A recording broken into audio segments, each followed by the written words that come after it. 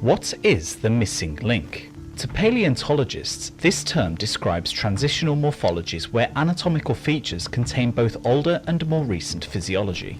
A missing link would therefore possess properties of both the ancestor's original traits and those of the evolved descendants, showing a clear connection between the two. In regards to the human lineage, the closest discovery of a missing link to date would belong to Lucy, a collection of Australopithecus fossils found in Ethiopia and dated to approximately 3.2 million years ago.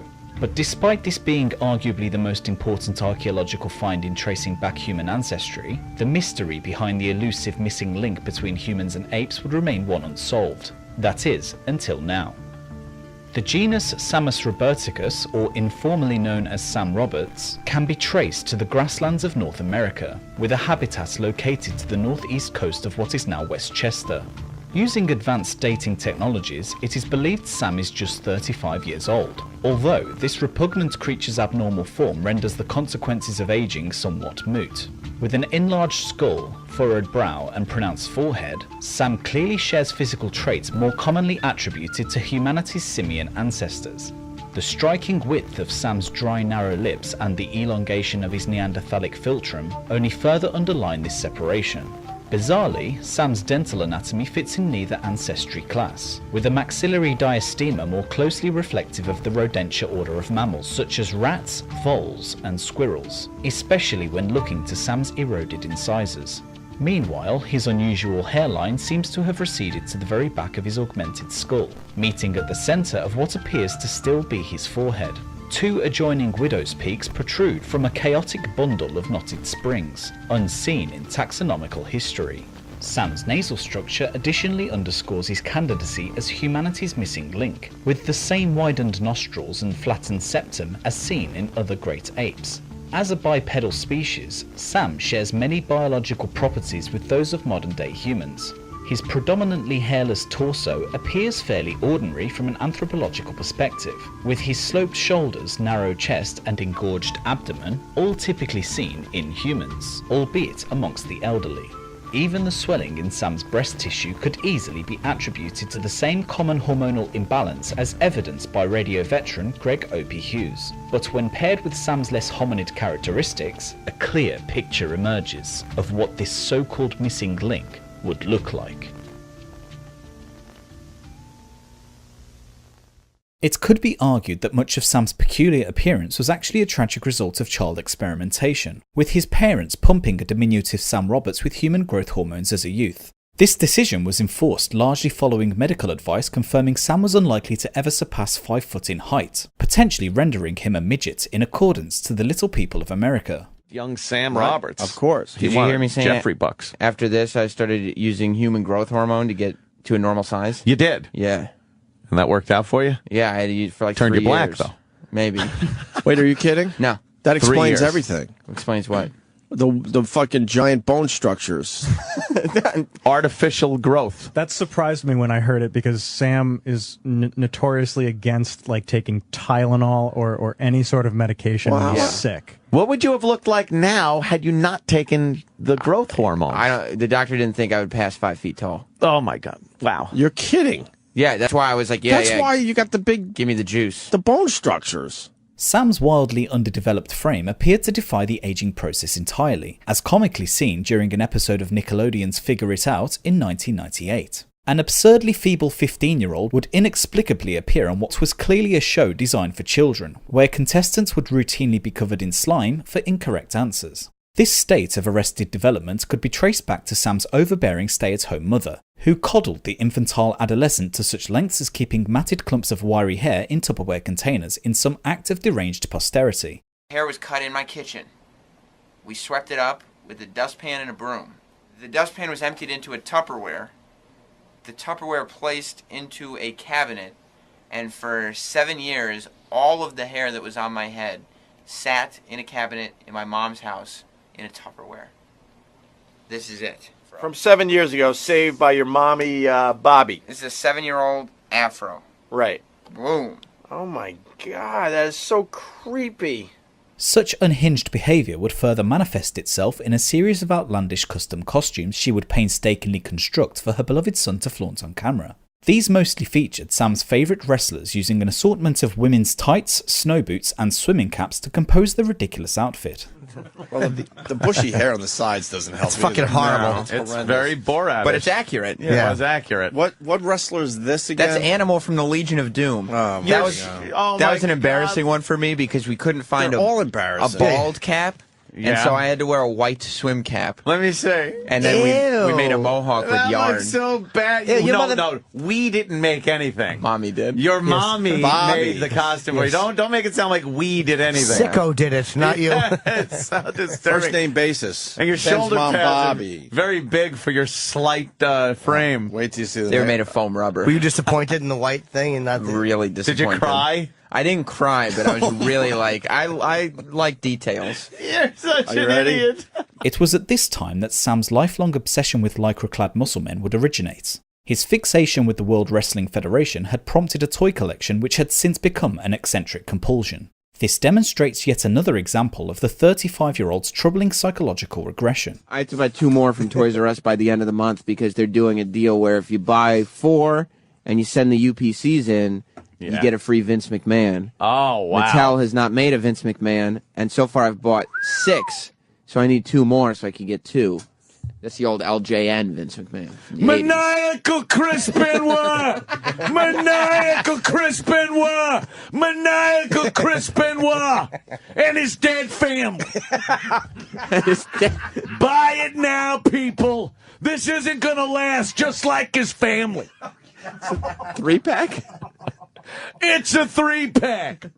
Still in the box, the wooden ones that they were buried in.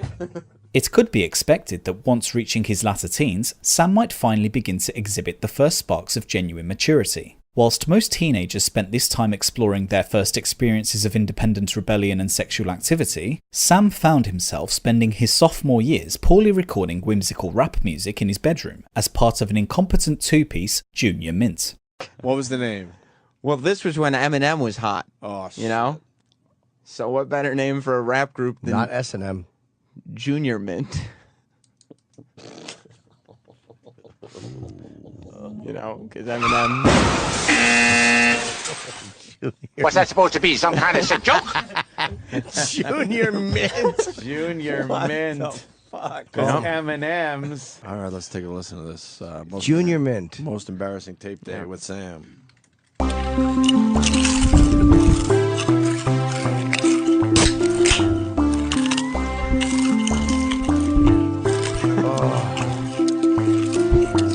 Take it easy, take it cool, act a straight up fool.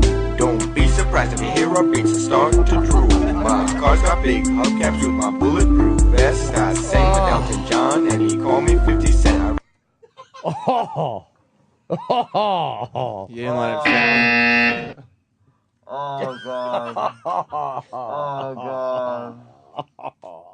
To further compound Sam's adolescent difficulties, the noodle-headed hormone recipient's physical abnormalities did not end at his body's inability to grow properly. In fact, an abundance of growth in one area would cause severe complications as yet another bodily defect, this time pertaining to his uncircumcised penis, would plague the primitive hominid.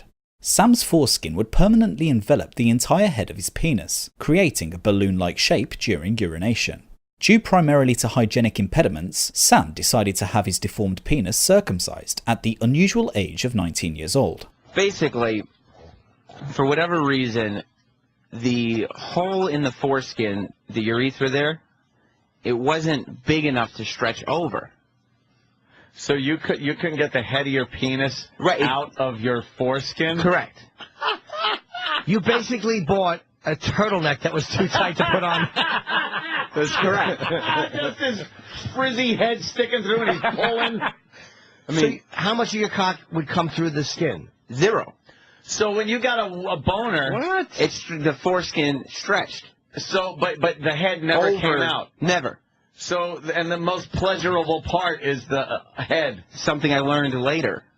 Such a narrowing of the foreskin could have led to a far more serious medical emergency for the Clint Howard lookalike, as explained by Opie and Anthony's resident on-air physician, Dr. Steve. people that don't have the circumcision as an adult, that have that narrowing like Sam did, if they're able to retract their foreskin, sometimes they can't get it to go back again, and it'll actually cut off the circulation to the head of the cock, and it will slough off. So that's also a medical emergency. There's all kinds of ways you can lose your penis. Right. Still, this would not deter Sam's thirst to replicate the doting affection his mother had granted him as a child.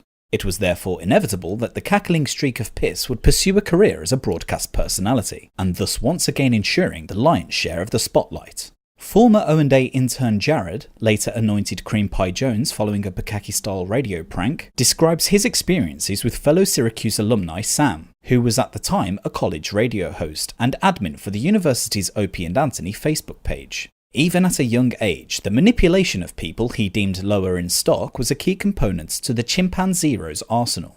I suppose I'm a little bit different from a lot of the other interns because I knew Sam back in college, and I didn't know him particularly well. But he would. I mean, this was in the early days of Facebook. He was the admin for the Opie and Anthony fan page for Syracuse University, that type of thing. I had recently, when I had gotten to college, I had just become a subscriber because Ron and Fez had come on, and I had reached out to Sam at some point and pitched him an idea of me coming on his show and being his intern. The whole idea of me being his intern was my idea, and he's kind of just told everyone that I was his intern in college. Part of the broadcasting school's curriculum offered the lucrative prospect of interning at an actual radio show. For a peg-toothed sociopath like Sam, an internship amongst similar-age students presented another chance to socially engineer his way to the top. His destination, the Opie and Anthony show. All right, but first, one of our young go-getters in the studio. Young go-getter? His name is Sam. This is young Sam? Yes, all 115 pounds of him? Jesus Christ, he really is a little thin boy. Yeah.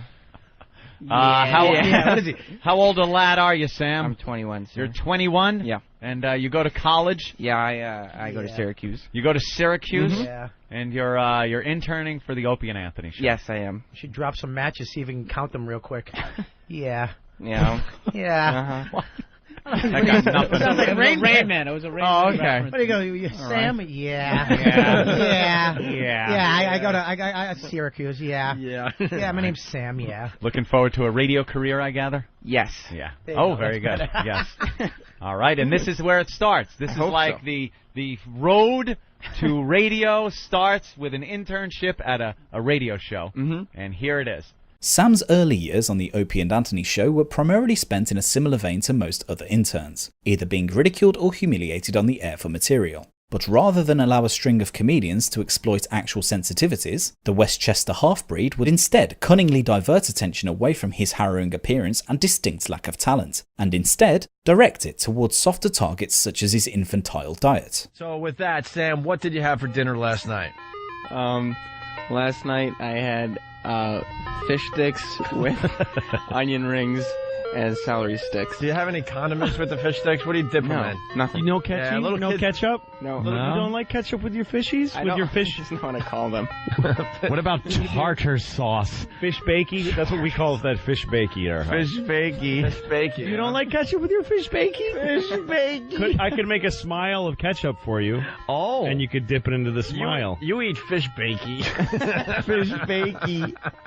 So absurd was the level of pampering to Sam's childish fancies growing up that his mother completely neglected to consider the importance of nutrition when raising a child.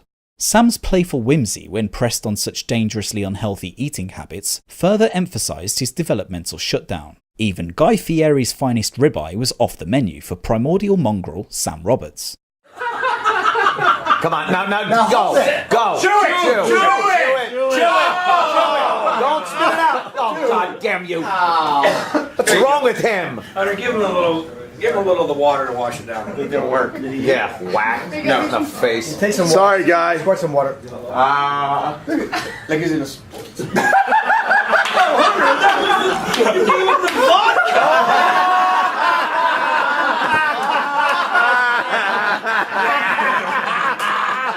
Such was the magnitude of Sam's undeveloped palate that even childhood hero Mick Foley's meaty offerings were once again rebuffed by the chinless Flintstonian.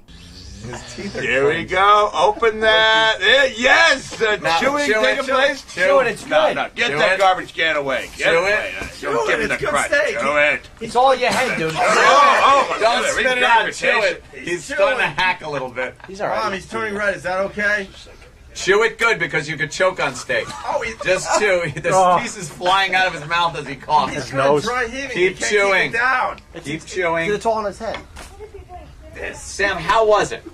Describe it. Bad. It was like chewing stuff that I didn't want to chew and then swallowing it whole. But what was wrong with it? It made me almost throw up. Well, I know, but was it the taste? Did it taste good? Did it taste good?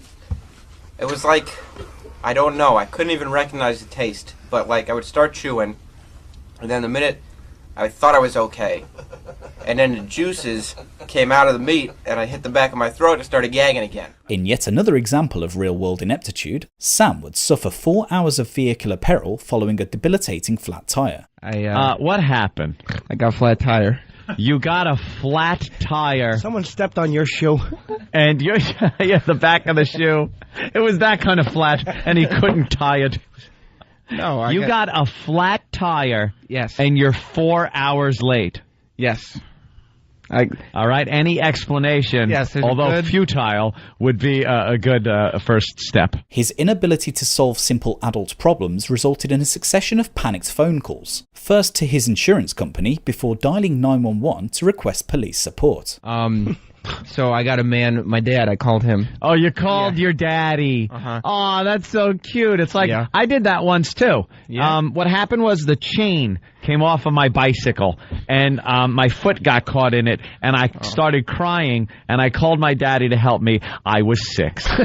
So you called daddy. Yeah. And what happened? Did you hear him like put the hand over the receiver and go, little faggots on the phone? The fruits on the phone. We had high hopes for this one. No.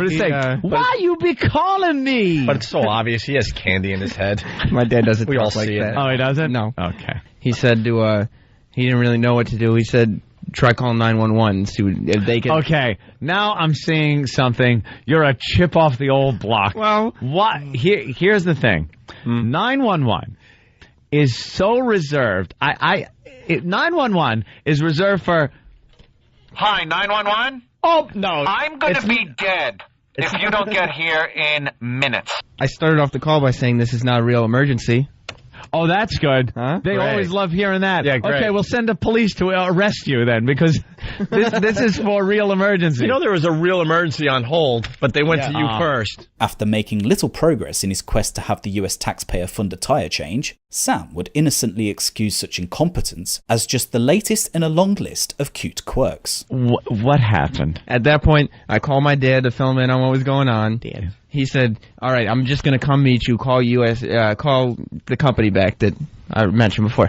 And so I called them back and stayed on hold with them until they convinced somebody from 911 to send a tow truck down. From 911? They called 911. Yes, I was on three-way. And they called 911 and they said, holy Jesus, he needs to get out of there.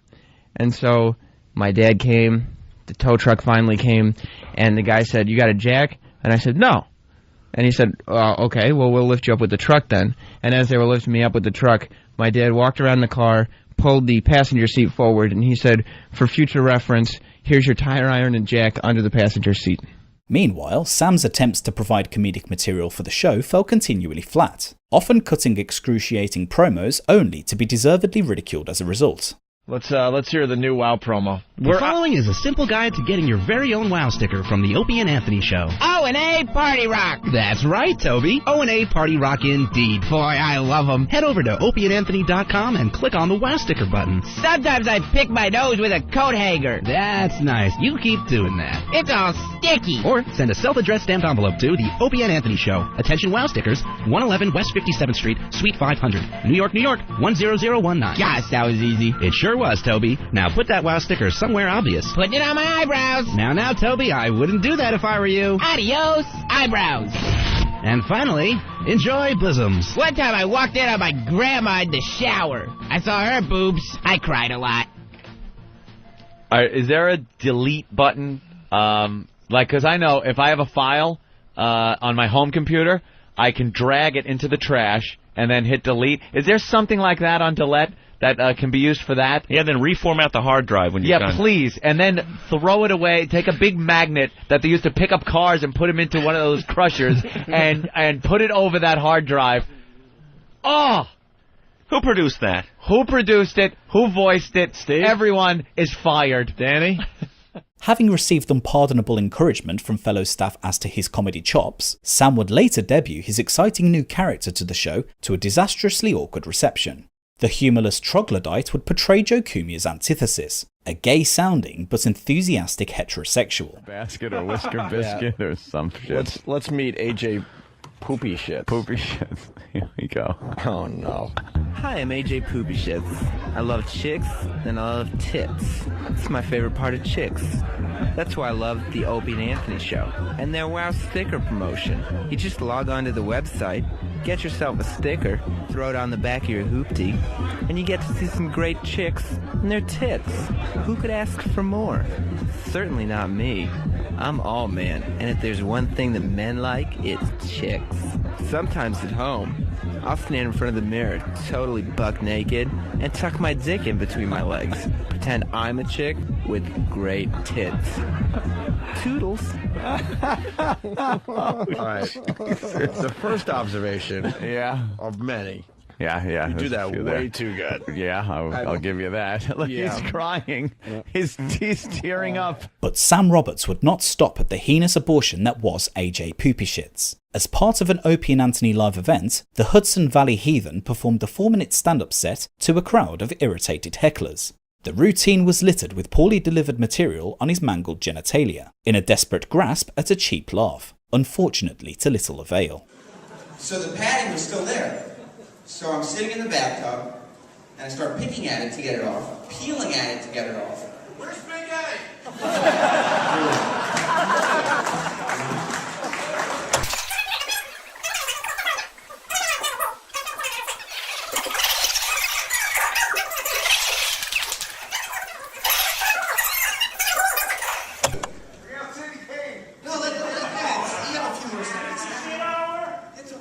Luckily, it's Bobo. Did your mom take care of it, Sam?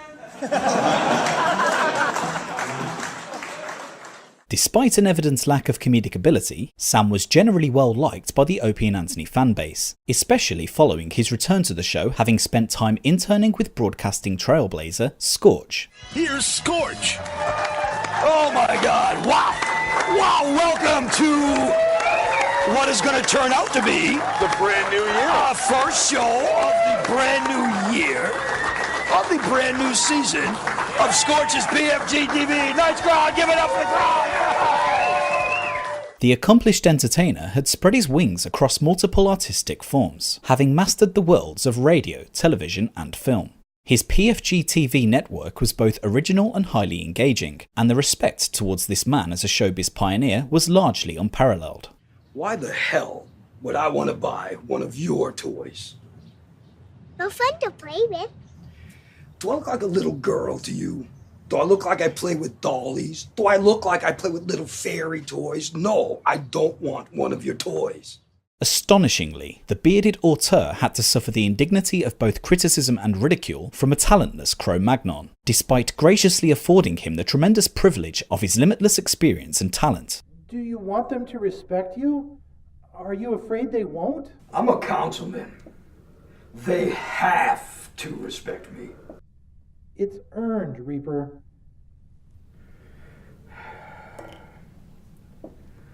Sometimes I wish I could think the way you think. I really do.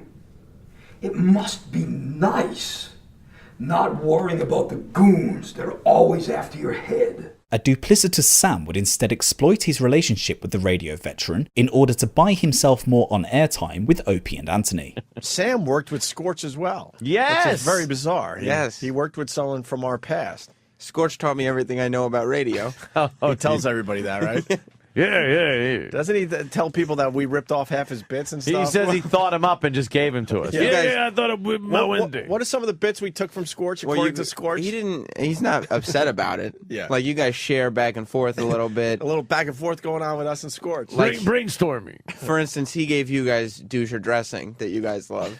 Right. He gave that to you guys. That's we true. did it once as a mockery. That was Scorch's, of though. Scorch. It was an homage. No, it was a mockery. Okay, it was. He also, I mean, one of your guys' favorite things was always Feels for Meals, which was a Scorch creation. No, was it? I remember the day we came up with that. This was the first major display of Sam's Machiavellian treachery, proving the rabid opportunist would unveil even the most humiliating gossip, providing it meant more face time with on-air talent. He's fucking delusional. He just did a whole bit about how now he looks good and everything. Yeah. But he developed a reputation around the radio station for coming in every day with his clothes completely covered in dog hair and smelling of canine urine. He would further undermine the integrity of the gravelly virtuoso, callously exposing Scorch's fantastical imaginations. He said wrestling was another thing that was on his bucket list. And after attending former wrestler Killer Kowalski's list, and after attending former wrestler Killer Kowalski's training camp many moons ago, Scorch found that he could take a fall better than many in the business. He even did a brief stint acting as Captain Lou Albano's up-and-coming son. Scorch is lying. He never was involved, because I remember Scorch wanting to get into the whole wrestling thing back when we were at AAF. And he was always talking about how, I got a call from WWF. And He's never spoken to anyone in WWE or WWF, and he's never How dare ever. you say that Scorch is lying? He's never been a part of that organization. Scorch is a compulsive liar. He's probably never even gotten like a. Did he go to floor Killer seats. Kowalski's school? He could have, because anybody can go. Even as recent as 2017, Sam would seize any opportunity to milk Scorch material for on-air mockery, often roping in guests to further embarrass the bush-faced performer. I take. Whoa!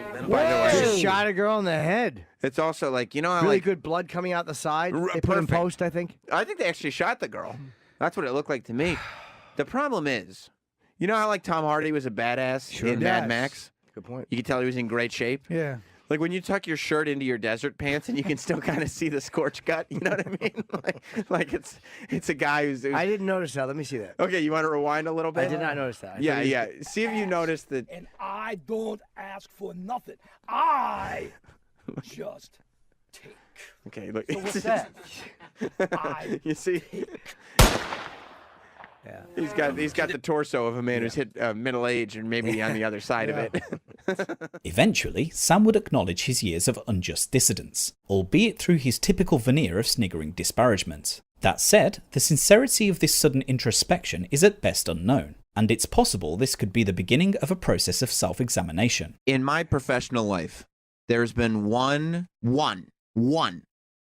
ultimate and true betrayal that I regret because it's not in my nature. I'm a loyal person, I'm a good person, and I'm a man of my word. There's been one ultimate and true betrayal that if I could take back, I would. What's that?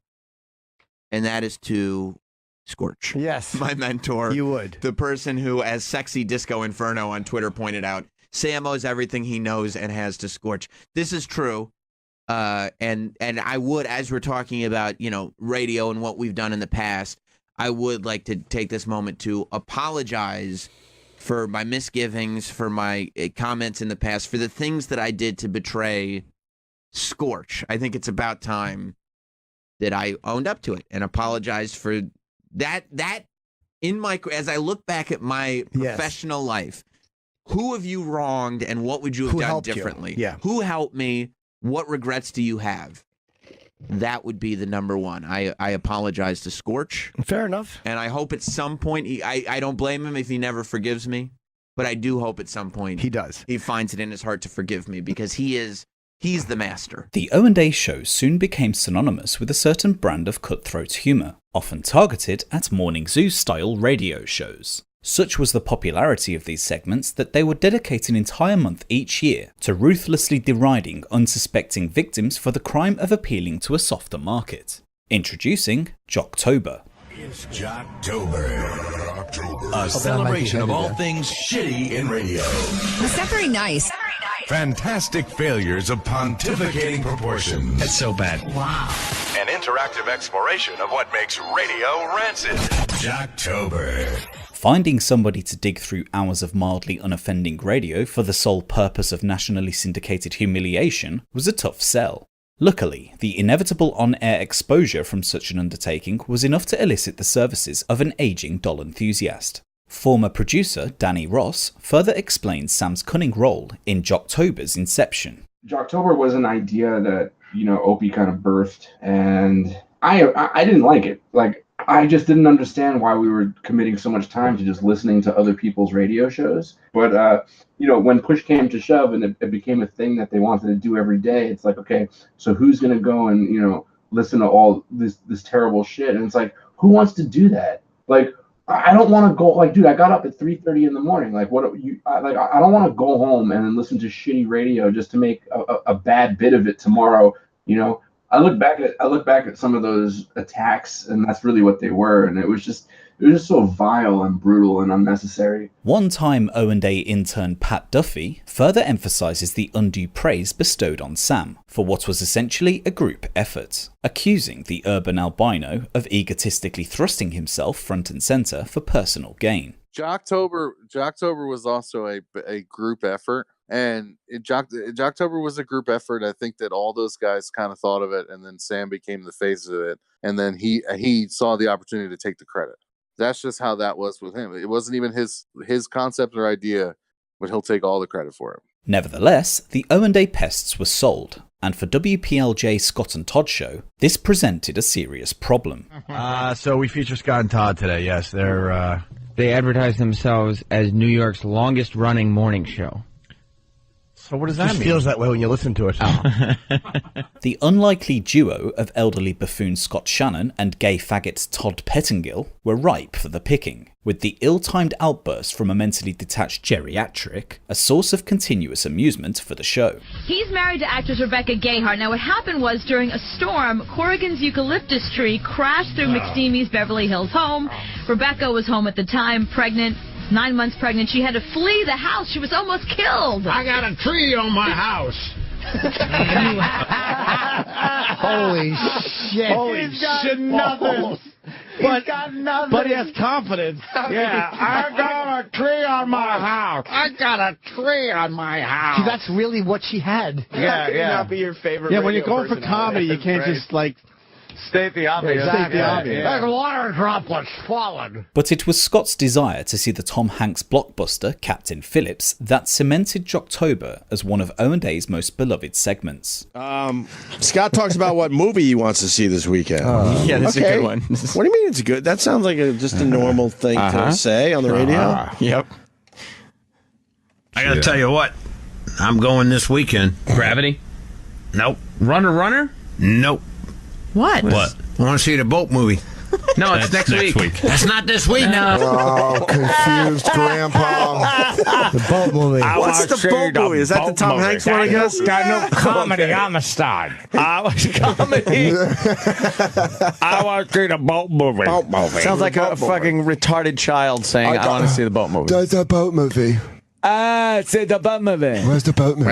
With the skinnies. Yeah. Where's the one where Tom Hanks kills the Africans? Right. Where the boat movie?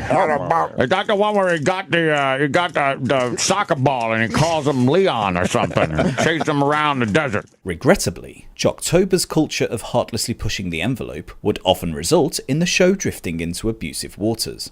WBEE veteran Terry Clifford, a mild-mannered and somewhat motherly figure, found herself a target of a vicious campaign of online assault for no other reason than appealing to a more family-friendly demographic. Strap in, kids. Yeah. It's Jocktober. Good morning, Terry Clifford.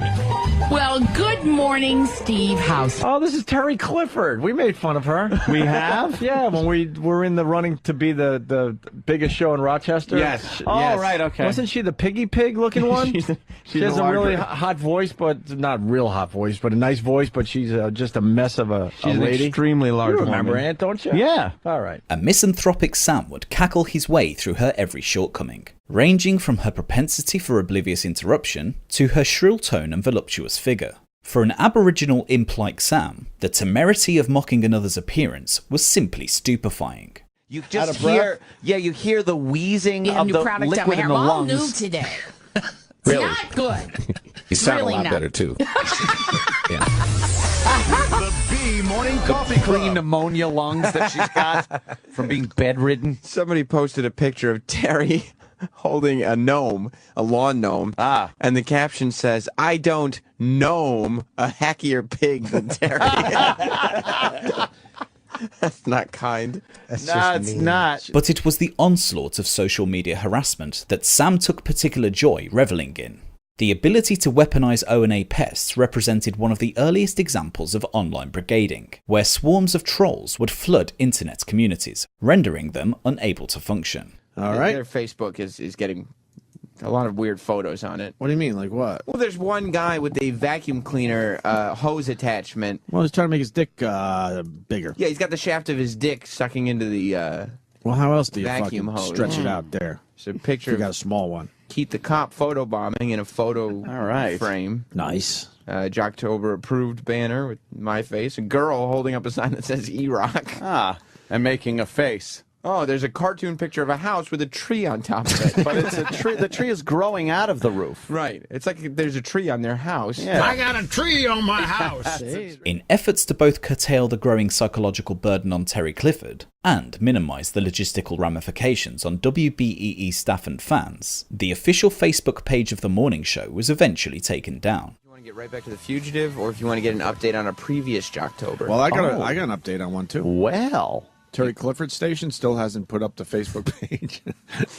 I think they're waiting till November 1st. We're such idiots. Really? Oh, man. Go there. As of yesterday, they still didn't put their Facebook page back up. Have you From heard? last year? No, from this year. We got her. With it, well, what happened? Did people post unflattering things? Yeah, has Weez said anything to you? I'm too scared. You avoid his haven't calls? spoken to him. Every time the phone rings, you just look at his name and you're like, I'll get back to him in fucking December. He begged me. Sam Roberts had enthusiastically made Jocktober his own, seeing it as an opportunity to raise his radio profile. But in doing so, he left behind a trail of emotional destruction. To most victims of the segment, Jocktober represented an unpleasant but manageable byproduct of shock jock humour. But to Terry Clifford, Jocktober was more than that. It embodied a battering ram of mental torture. So numerous were the incidents of uninterrupted persecution that there even exists a 4-hour YouTube video aptly titled The Terry Clifford Beatings. At the end of the day, Sam doesn't care what he did to Terry Clifford. He doesn't care. I bet he never even thinks about it. And you know what? At the time, he was just providing content, and he made other people laugh, and that was it. But he didn't give a shit about the real life consequences of what he was doing. And that was Sam's job. And Sam took so much delight in these people trying to do their job. And this little snot-nosed shit is taking all of their stuff and taking it out of context and going, hey, look how stupid they are. They're so stupid. Much like the masters he served, Sub-Saharan Garfunkel began to phone it in, appearing to no longer care whether his content was Jocktober worthy at all. You're a mess. You're getting lazy. You're just picking shows now without listening. I listened to 3 hours of this show before I picked it. Freak Show, we're very embarrassed today. I listened to 2 shows yesterday, and the Freak Show was worse than the other show I listened to. Yeah, we're all believing that, Sam. That's terrific. Who else did you listen to here? Yeah, what was the other choice? What was the other choice in Pittsburgh, Sam? It wasn't in Pittsburgh. It was in Nebraska. Oh, you're telling me a show in Nebraska we are worse than them? That's right. Yeah. That's what I'm telling you. You're worse than them. Eventually, an unforgiving twist of fate placed Sam in the segment's crosshairs.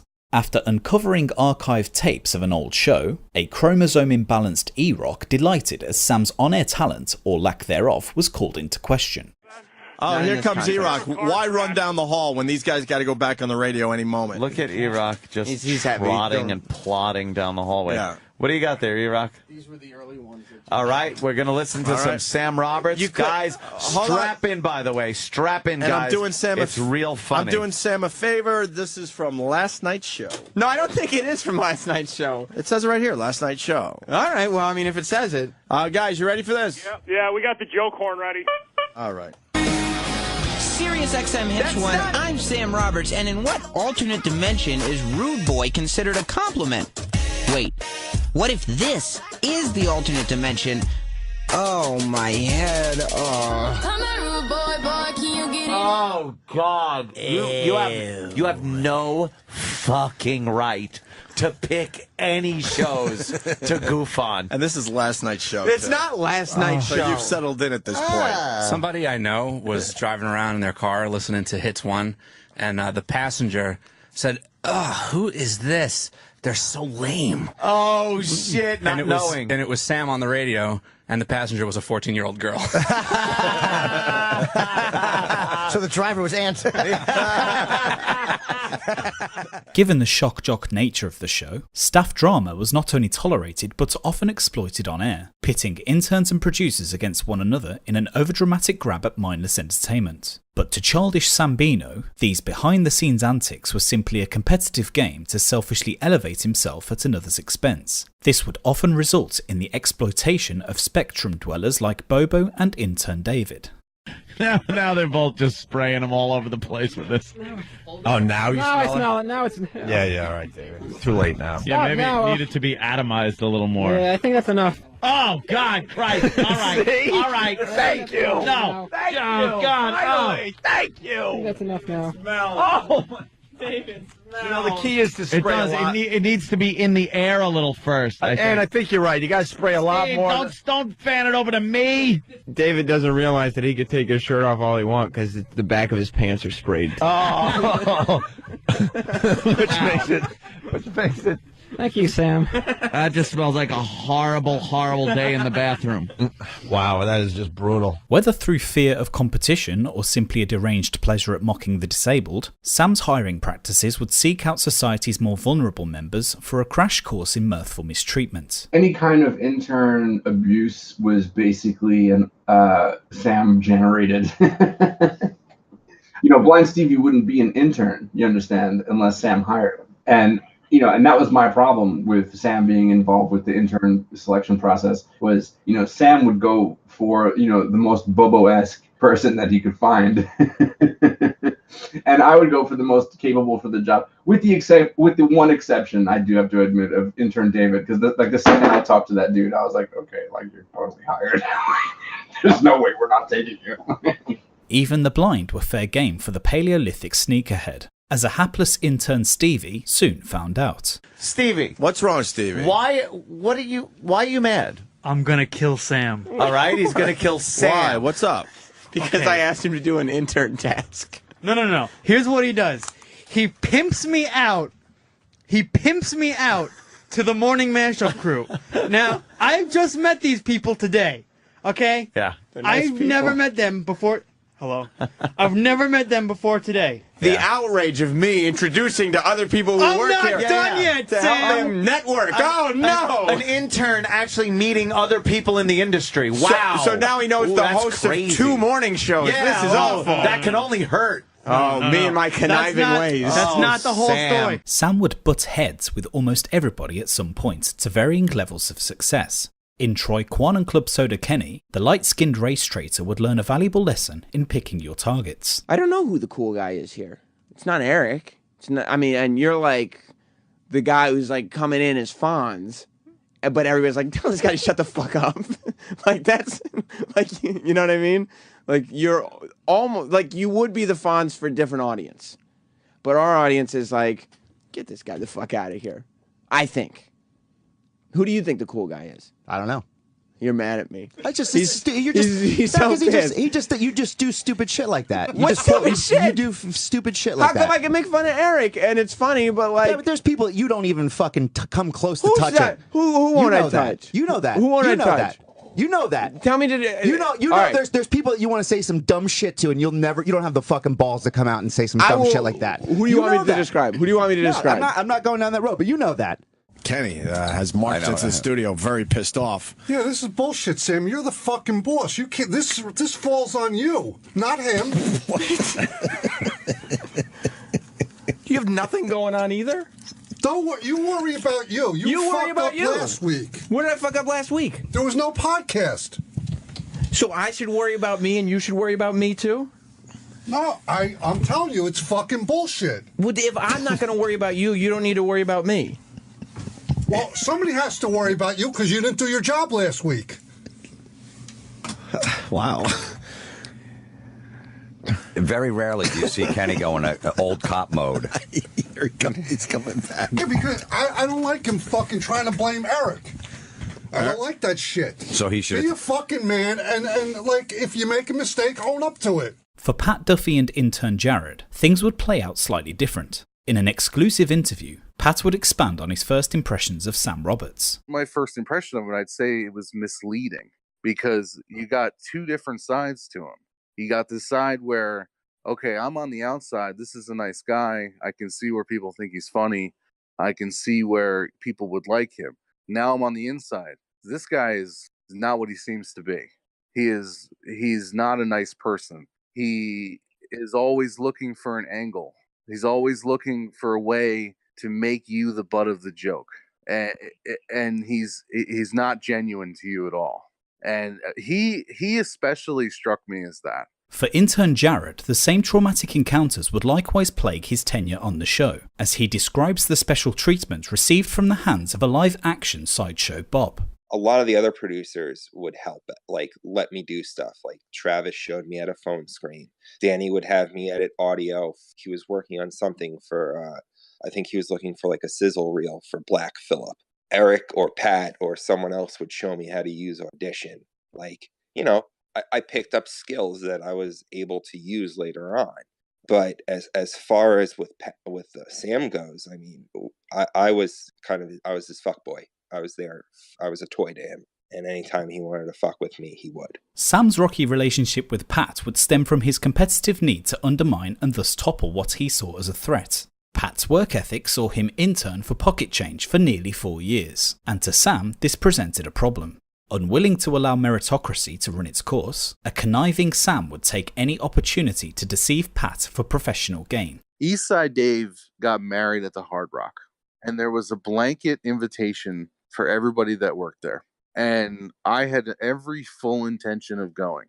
It was like towards the end of the show, and Sam asked me, "Are you going?" And I said, "Yeah, I'm going to go. I'm going to go after the show when I'm done with my work." He goes, "Did you bring a change of clothes?" I said, "No, I'm just going to go like this." He goes, "You're going to go in what you're wearing? Don't you have any class or respect for yourself? It's a wedding. You have to wear a suit. What are you doing?" So I opted out of going, and I ended up missing it. And I ended up listening to it. And then I remember looking at pictures later on from like Whack Bag, and everybody there is in t-shirts and jeans. You know, this guy just straight lied to me. He didn't want me there. Soon enough, a clear pattern of behaviour would emerge as Sam found increasingly underhanded ways to maintain his hierarchical position. There was a couple times where either Opie or Anthony would offer to take the staff out to get burgers after the show and as like a year-end type of thank you thing. Now, me being an intern, I survived working 4 days a week in New York City on $80 a week. Now, me hearing the offer of going out to lunch, I made the mistake of asking Sam, "Is this on us or is he treating us?" And Sam literally told me that I had to pay my own way, and he was just straight lying to me. And I just said, "Oh, all right, well, I'll just catch you guys next time. You know, thank you for the offer, but I can't afford it." Inevitably, Pat's patience would soon run thin, and an epic on-air blowout soon followed. Having witnessed tensions between the two grow, an enthralled Opie further instigated, encouraging his mutated progeny to throw objects at Pat's head to see what would happen. We're doing some therapy with Pat. Go ahead, throw another one, Sam. Control it. Control it. Control it. That's just humiliating the guy. Control it.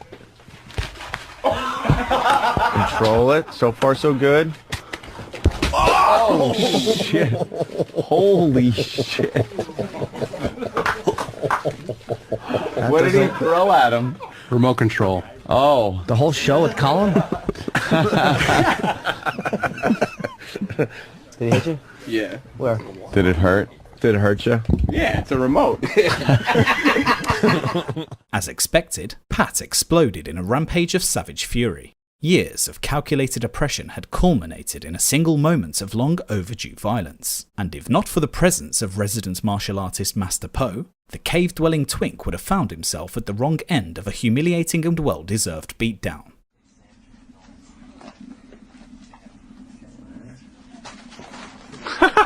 And fucking Po steps in and you run behind Steve.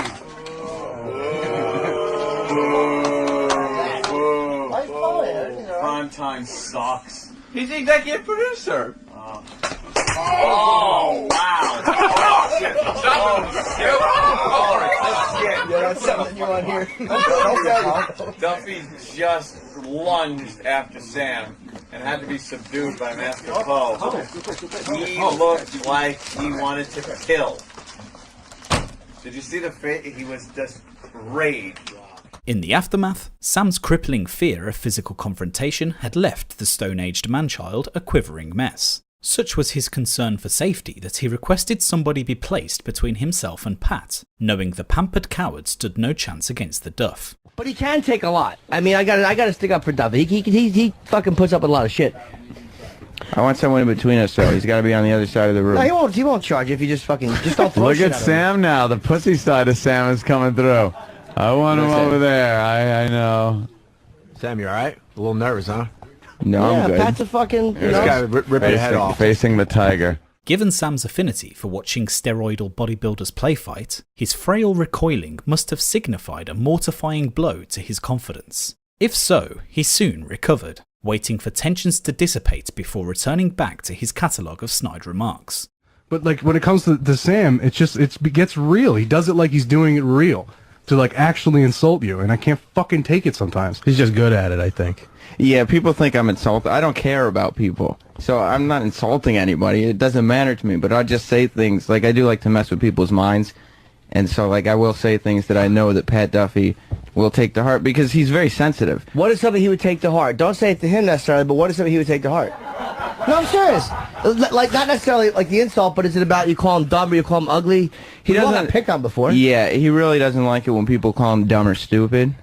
Like, even if you say that was a stupid thing to do, or like, you know, Pat, the word stupid, I think it's some kind of trigger for him. However, Pat was far from an abnormality, with Sam's history of workplace bullying just another accepted practice at the Opie and Anthony show. At the core of it, he derives pleasure from seeing other people suffer.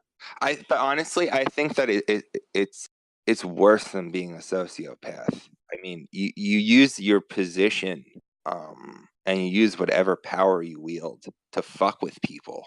I mean, that's just as bad as like any of those women that get Me Too'd, you know, that get sexually harassed by their boss.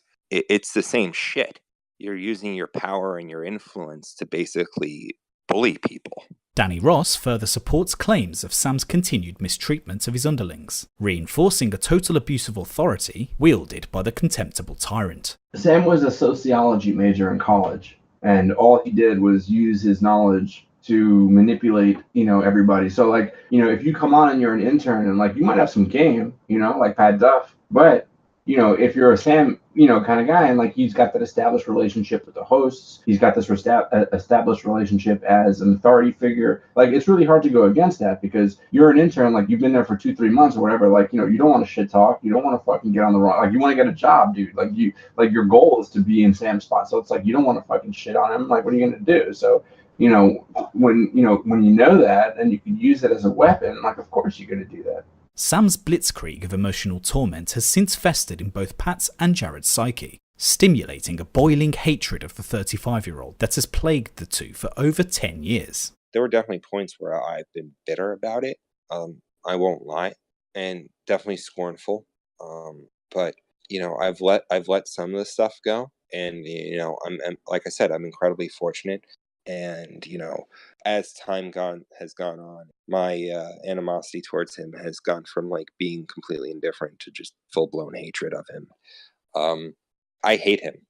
I honestly, I fucking hate him. On July 11th, 2012, executive producer Steve Carlisi tragically committed suicide. Although a myriad of personal issues were no doubt the prime mover in Steve's unfortunate decision, being continually tormented and undermined by his subordinates surely contributed. Jeremy Piven Piven part coming up. starts talking about how sick he was. Yeah. And Steve goes over to the TV and he goes, "This guy says he's sick. I don't believe a word of it." Uh-oh. Which given And why is that funny, Sam? because given the fact that He's talking a pot kettle conversation here. clear non-nasally voice Steve was out with a cold for one day this week. Where is Steve? Non-nasally voice. I love the non-nasally voice. Oh, And, no. and maybe that person walked out of the office right as a garbage can was being kicked right at him. Yeah. Steve, a lot of staff like very suspicious that you did not have a cold. I don't like when you it, called Steve, it at sick all. a Yeah. couple days ago. I don't like get to defend yourself. I love how Sam fabricates sentence fragments just to get him, just to instigate. Ooh. What did I fabricate? That was I never Fabricated. said that. I Said never- what? I didn't say Piven didn't sound sick. In a haunting foreshadowing of the event, Steve explains what he would do should the largely Sam-induced stress at work continue to build. This is the face of someone who doesn't give a shit what they think. Ooh, that's great. Right. Wow. It's not productive. The face of someone who doesn't give a shit. That helps That's the right. show. Yes, it does actually. Because if I allow everything that you guys say to stress me out, which I used to, but I can't, I would probably blow my head off clean across the fucking room. But I can't do that. So What happened? That would help What's the the big show. What's the big change where you don't care anymore? therapy. Therapy. Are you in therapy? Yeah. Does help, right? Yeah, it does. As a witness to the inter-office dynamics of the O&A show, intern Jared was well placed to speculate on Sam's contribution towards Steve Carlisi's decaying mental state. I think that anything that Sam did to fuck with Steve probably contributed to whatever was going on. I mean, any opportunity to fuck with Steve, he totally did. I don't think it was the main cause, obviously, but I don't think it helped at all. I think that Sam saw Steve, like a lot of other people, is just, an obstacle in his way to getting what he wants. Steve, I don't think could fire him, because I think that he had endeared himself to O&A, where I felt like he had some kind of immunity, because Steve should have fired him at any time Sam had fucked with him. I mean, it's not supposed to be that someone who's on the bottom of the totem pole has more pull than someone higher up. Having also seen the relationship between the two firsthand, Pat Duffy further elaborates on Sam's disgusting treatment of his superior. Like, I hate to say it even like this, but I think that one of the myriad of reasons why Steve C took his own life, I think I don't want to say it was Sam's fault, but I would say that amongst the millions of other things that a man who's going to kill himself has on their mind, I don't think Sam was helpful to the process. And like the way that Sam would act to Steve behind the scenes, and when things were off and when the show was over and in between breaks, it was disgusting. And here's a guy who's the executive producer who in all intents and purposes is the boss. He's in charge. And you got a guy like Sam who just would literally almost refuse to treat him with any type of respect. And, anytime Steve would talk, it was, "Oh, okay, good, we'll get to that." And Steve would leave the room and Sam would be like, "We're not doing that. That's stupid." Like I said, I don't want to say that, Steve did it because of Sam, but it just didn't help. As expressed by both Pat and Jared, nobody is suggesting Sam had any direct involvement in Steve Carlisi's suicide. There are numerous reasons why anybody would take such an extreme decision, and his more private difficulties were undoubtedly the proximate cause. But for Steve, the show was an all-encompassing part of his life, and Sam's unyielding onslaught of psychological aggravation was not how you executive produce. To the layman, Sam's sycophantic bond with Greg Opie Hughes had a certain teacher-pupil flavour, but only when you closer inspect the moving parts of such a relationship do you truly see Sam's subtle manipulation. I mean, look, there's no secret that there was definitely sides and teams, and there were people that were more on one side than the other, and I think he saw that opportunity as, well, of course I should go and be the boss's friend, because if I'm friends with the boss, he can do something for me. Sam ensured his allegedly tireless work was noticed by Opie above all others. knowing any upward progression would hinge on the destroyer's willingness to take to the field and so-called bat for him. It's a crime. Yeah. Oh yeah. You can beat him up all you want, but it's a crime. The lack of money Sam makes for everything he does for this fucking place. It's crazy. It's a fucking crime. He's a good soldier, and that's all they care about. They can get away with it. What do they care? You just like the airtime. The similarities between Sam and Opie are quite striking. Not only do the two share cup sizes, but they also had to find a place in on-air broadcasting amongst far funnier and more interesting colleagues. It was around this time that Sam's allegiance to Opie was rewarded, with a proverbial horde of his own abysmal radio shows, despite nobody ever asking for it. Special delivery. Is this Anthony? Yeah, it might be. Oh my god, you have become a fan of every show I do. You just listen all the time. You know what? I hate it so much that I can't stop listening. Yes. Like if you were a TV show, I'd watch it every night. I'd go on the air and be like, "Have you seen this show? I hate it." And that is now what your show has become. The coil-headed runt would first be paired with Than, a towering dullard of little consequence, before playing the whole in Eastside Dave's special delivery. A few forgettable solo shows have since came and went to a predominantly unenthused audience, with the only semblance of respite being his ongoing feud with Hollywood actor and all-round good guy, Kevin Pollak. He's talking to him, to Jim, and he goes, "Oh, you know, talking about the guys on the show. I love this guy, I love that guy, I love this guy. The only person I don't like is Sam." Was he joking? No. But what was his reasoning? And I went, "Really?" And he goes, "Yep. His voice is like nails on a chalkboard to me." Were you an intern then? No. Okay. Anytime I hear him, Thought maybe he was just fucking with you. I want to kill myself, he said. That's what he said? It motivated me to talk more than I've ever spoken before, praying to sweet baby Jesus that would happen. As discussed in the wildly acclaimed Jim Norton documentary The Worm Has Turned, the relationship between Norton and Opie had severely frayed following the dismissal of race-baiting domestic abuser Anthony Cumia. Having been banished to the obscurity of nighttime radio, Sam would often use the platform to defend who he felt was still an influential figure at SiriusXM. And he's not Opie. One of Opie's great, and he said it today. He said it on his show. He was never supposed to be the funniest guy in the room. And that's actually a great strength, because most radio people are so egotistical that the minute that somebody is funnier than they are, they try to shut them down. And Opie's never done that. He's always made people shine. But Sam was simply playing for time. Knowing Opie and Jim would unavoidably part ways, the sonically Caprine broadcaster planted his flag in both camps. I think that he was in like the right place at the right time. I mean, that's all anything really is. And I don't see it being any different for Sam. I mean, he hung around, he played the game long enough to still be in it, you know. A lot of people couldn't deal with that shit. You know, a lot of people bailed. A lot of people, you know, got fired or whatnot, but he stuck it out. The waiting game had paid off. The Opie and Jim Norton show had run its miserable course, and a profiteering Phil Spector doppelganger immediately seized on Opie's still warm seat. Tits had given Sam a succession of incredible opportunities, knowing full well that the supposed hard work Sam boasted of were where his limited qualities for broadcasting would abruptly end.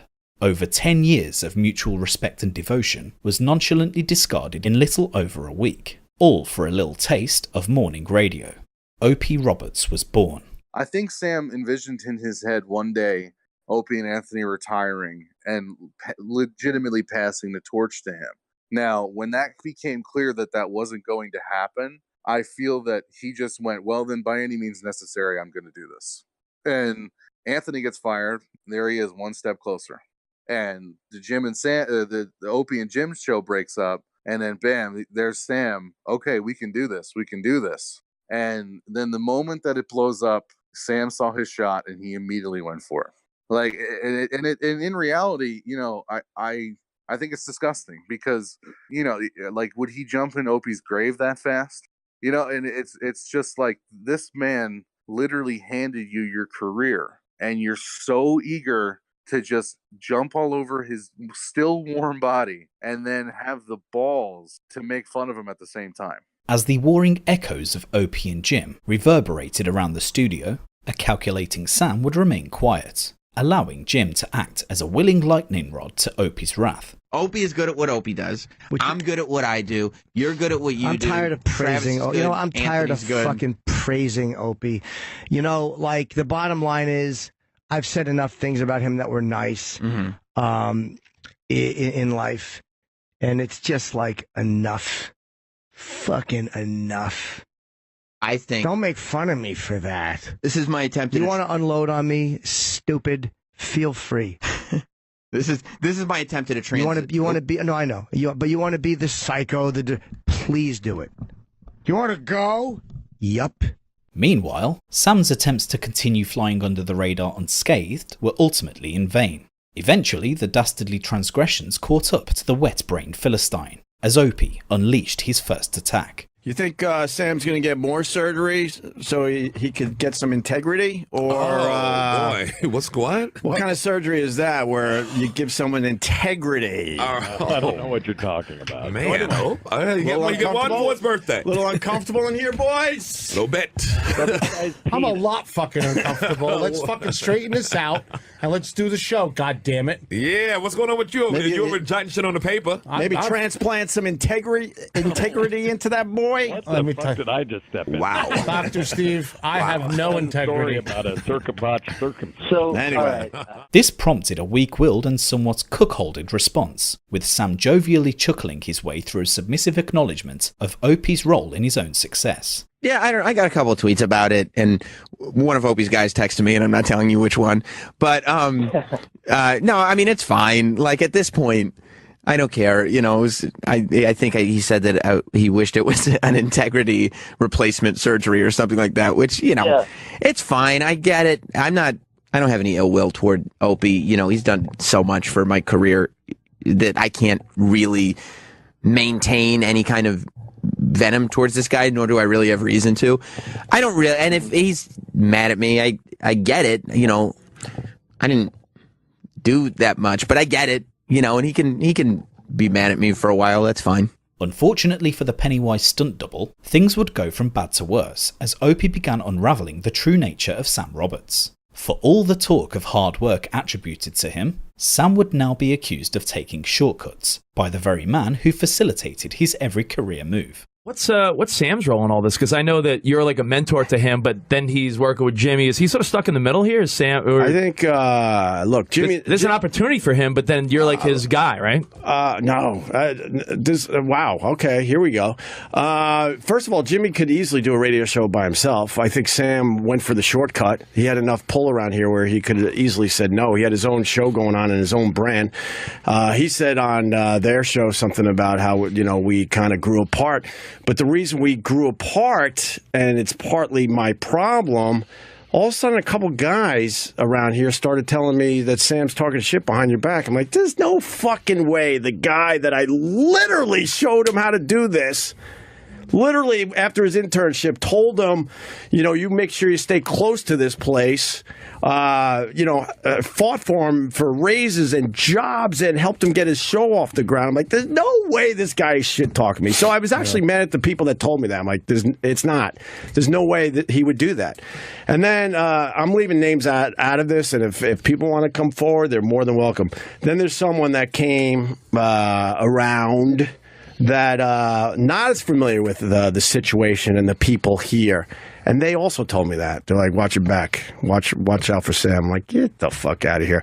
So my fault in this whole thing is I should have confronted him and talked to him about it. I didn't. Naturally, Sam would refute Opie's claims, although on what basis is unknown. Either way, a once blossoming relationship between heavy-chested master and pot-bellied apprentice was over. Opie, it has been historically documented that he has had a problem with the people that he keeps around him. Opie has a lot of worms around him, and you could say, well, Sam, he kept you around him for a while, and sure, fine. But Opie has a lot of people in his ears that lie to him a lot, and maybe it's just the position he's in. I don't know. It's a very interesting thing. And by the way, like, for the people who I'm sure are listening now that were telling Opie that I was talking shit about him, of course I know that you're listening now. I know who you are, and I've known the whole time, and I've been smiling to you, and I will keep smiling to you. And I want you to know that I know, but you're never going to know for sure that I know it's you, but I do know it's you. But just like have that inside you. Like, if you want, you could ask me if I know it's you, but I know it's you.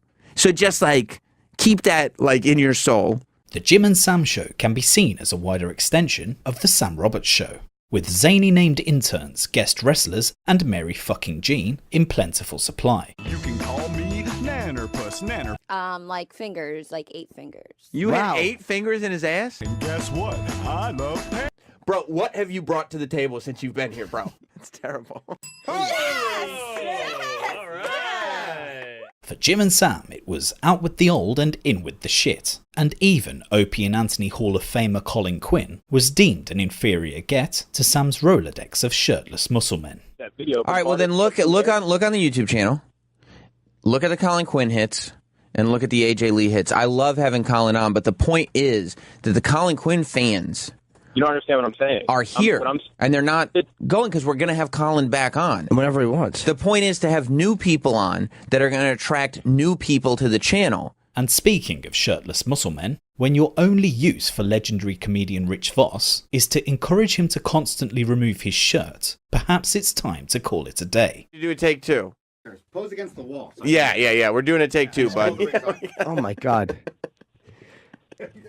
Hold on, you gotta talk into this week, right? Yeah, I'll be at the stand tonight. There we go, taking it off. Let me see that little chubby gut. He's got his shirt off. So incredibly awful is the Jim and Sam Show that there's serious talk of its discontinuation, just 2 years after the show's inception. Danny Ross gives his thoughts on the state of the Faction Talk morning show. I know these guys, they don't know what the issues are. They don't know what their audience is. I don't know what their audience is. Like, if they had an opening for a producer and they were like, hey, come produce our show, I'd be like, I don't even know, like, how do you program that show? Who's listening to Jim and Sam? Who knows, what is Jim Norton's audience now? What is Sam Roberts' audience now? I don't know who these people are. I think they're like over 40 truckers. Like, what would I do? Like, would I advertise at the fucking Waffle House? Like, I don't understand what would happen here. Like, who's the audience? Because it's not young people. All in all, the less said about this abomination, the better. For those interested in exploring this literal shit show further, I refer you to this documentary's predecessor, The Worm Has Turned. Although there was that one time where a dim-witted Sam referred to TV host John Walsh using his murdered son's name, but I digress. Yes, there he is. Okay. He's coming very, in. I can hear his voice. Adam Walsh. Hi, John. How what are you? What did I say? Hi, John. How are you? Oh, my God. I'm an idiot. How are you? It's a good pleasure. Sit down, whatever you want. Tell me, I'm going to come over there and shake your hand. Please do, John. As Sam's radio career took a somewhat disastrous life of its own, so too did his fledgling association with the WWE. Not only did his autistic fixation with the global franchise envelop his every waking moment, working within the structure of the World Wrestling Federation was a lifelong dream. Unfortunately, Sam's beta-orbiting physique rendered his professional wrestling ambitions a total farce.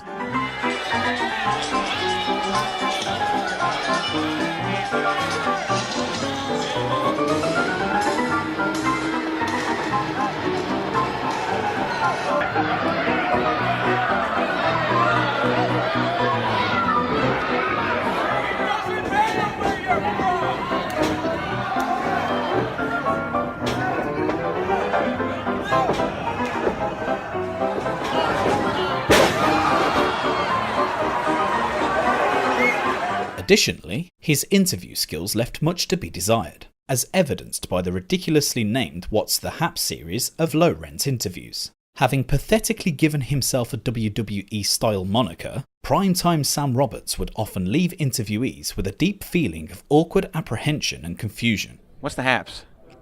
What? It's the same thing you answered the last time I asked you.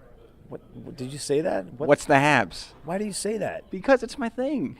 You're a bad interviewer. What's the haps? Wait, what's a comedian's name who came out of the show? Jim Norton? Yeah. I love Jim. Very funny. I saw stop interrupting me. Fuck. What's the haps?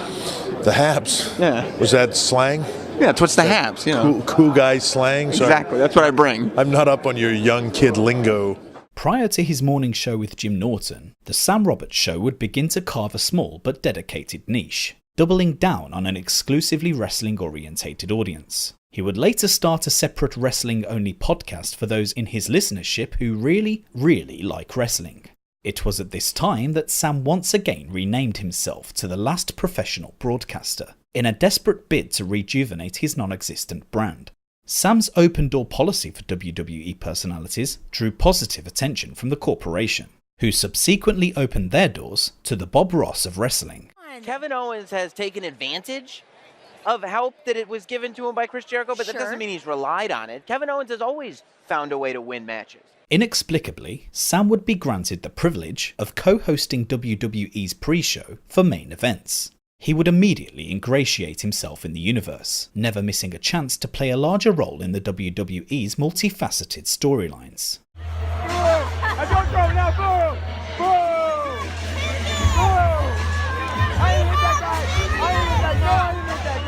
Unfortunately, Sam's lack of charisma, talent and physical presence left wrestling fans bemused as to his involvement with the network. Members of a popular wrestling subreddit Squared Circle describe how Sam Roberts is a talentless annoyance, and how he's a smarmy little dork that detracts from pre-shows. For whatever reason, Sam is still loosely involved with the WWE's television coverage. But what's more troubling is when you consider the decade-long history of psychological bullying committed by this man. Real victims have emerged, and real lives have been drastically altered, as a direct result of the reprehensible behaviour of Sam Roberts. I was bullied my entire life. I was always made fun of because I was small, short and fat. And the color of my hair, the music I listened to. The way I dressed, the way I looked. And I was dangerously uncoordinated in sports, so that didn't help. I was called everything in the book. I mean, the ones that hurt the most, you can't really say, you know? People called me Dumbo. They called me a boy. It was really tough. There are people who can help you, people you can trust. Just believe in yourself, even when it's difficult. Please don't change who you are. Please be proud of who you are. Don't be a bully. Be a star. Show tolerance and respect. And until such a time that the least professional broadcaster receives his unpaid comeuppance, we can at least take significant pleasure that regardless of what's next for this gelatinous clump of primeval discharge, this actually happened. I mean, there's fans everywhere. Everywhere. It's unbelievable the energy that's in this place. And action is coming tonight here. On the kickoff show, there's going to be all kinds of stuff. We're going to have a women's battle royal. We're going to have the cruiserweight champion being crowned. Tonight, there is action on the way.